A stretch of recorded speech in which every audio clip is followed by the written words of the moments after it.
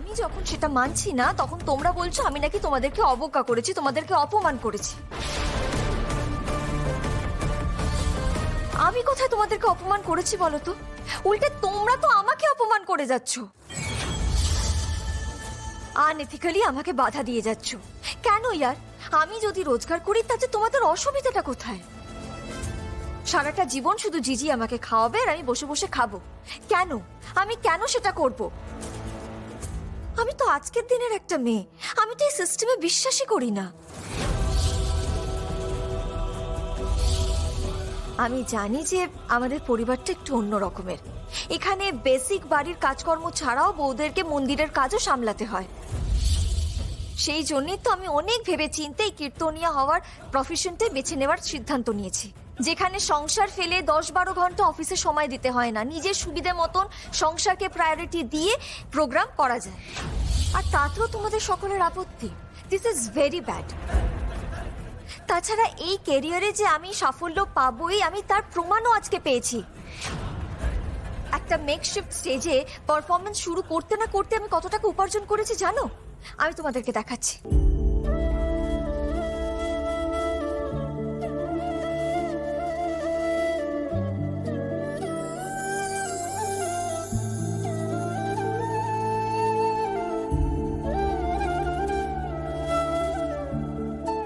এই যে দেখো না, দেখো, এই দেখো মম, জাস্ট সি মম, সি।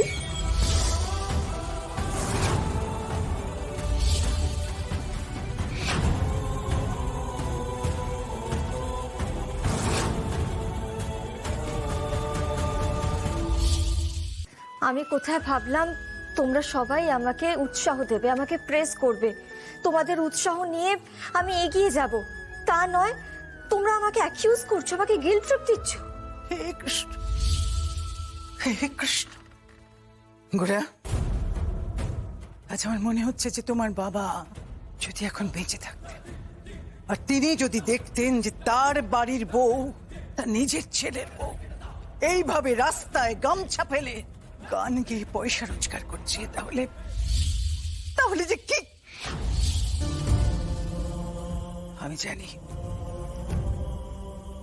এই বাড়ির বউ, এই পরিবারের বউ এইভাবে এইভাবে বাইরে গান গেয়ে রোজগার করছে, এটা এটা এটা উনি সহ্য করতে পারতেন না, কোনোদিনও সহ্য করতে পারতেন না।